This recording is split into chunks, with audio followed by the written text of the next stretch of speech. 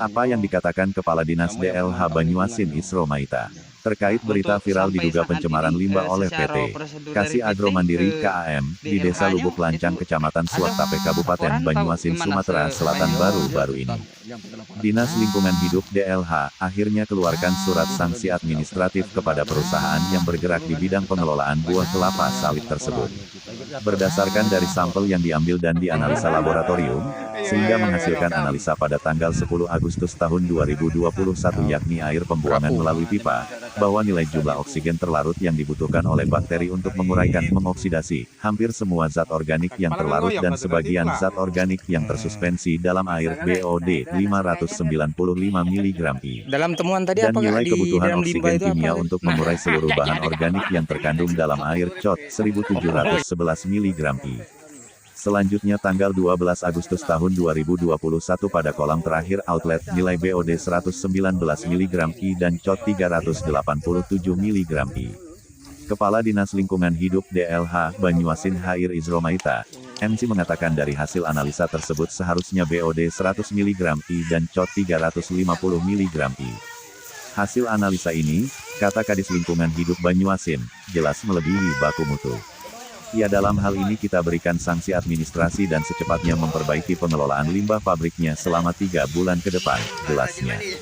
Sambung Isro, setelah diperbaiki, silakan datang untuk mengkonfirmasi kembali ke DLH Banyuasin dan akan dicek kembali untuk memastikan hasil perbaikan tersebut, ungkap Isro Maita.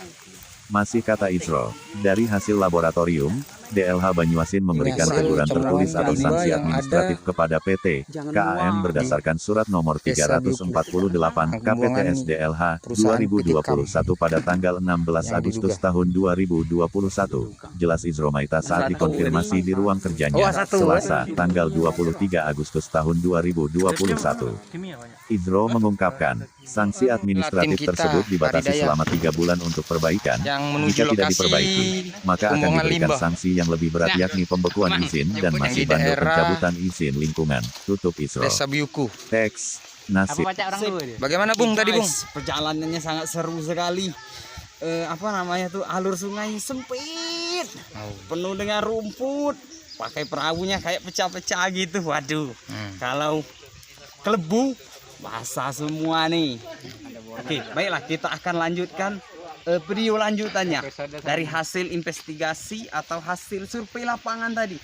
Oke, tonton langsung segera. Yuk.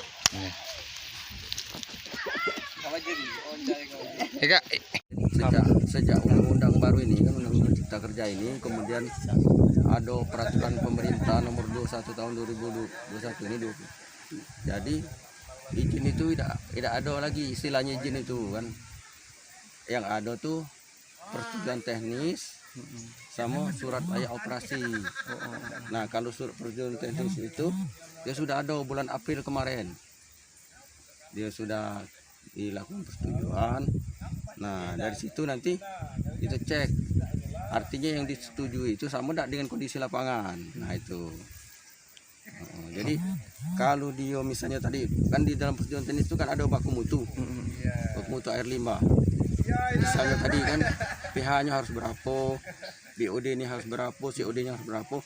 Nah, kalau dia melampaui berarti ada yang dilanggar, ada pelanggaran hukum. Nah, itu bisa didenda sekarang Pak. Jadi setiap parameter itu yang lebih baku mutu, pemerintah bisa memberikan sanksi denda. Jadi dia membayar ke kas negara. Oke. Nah, itu. Oke.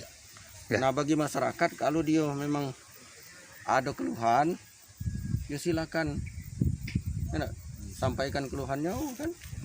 Itu mediasi ke pihak perusahaan kan, bagaimana penyelesaiannya Pak ya. Nanti bisa itu mediasi lah istilahnya kan, bisa pemerintah mediasi kan. Oke, makasih ya.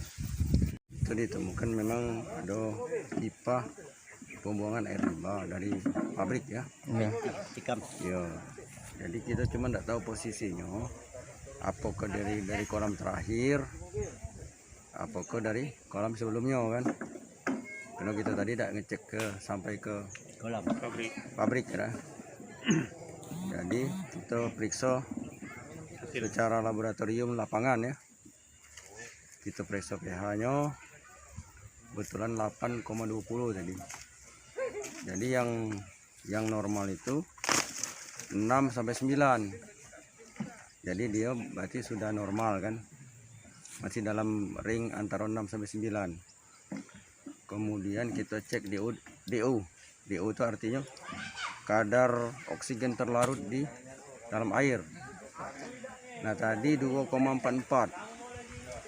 Biasanya kalau air limbah itu 0,1, 0,3, 0,5. Yo, kadang-kadang tidak sampai 1 kan.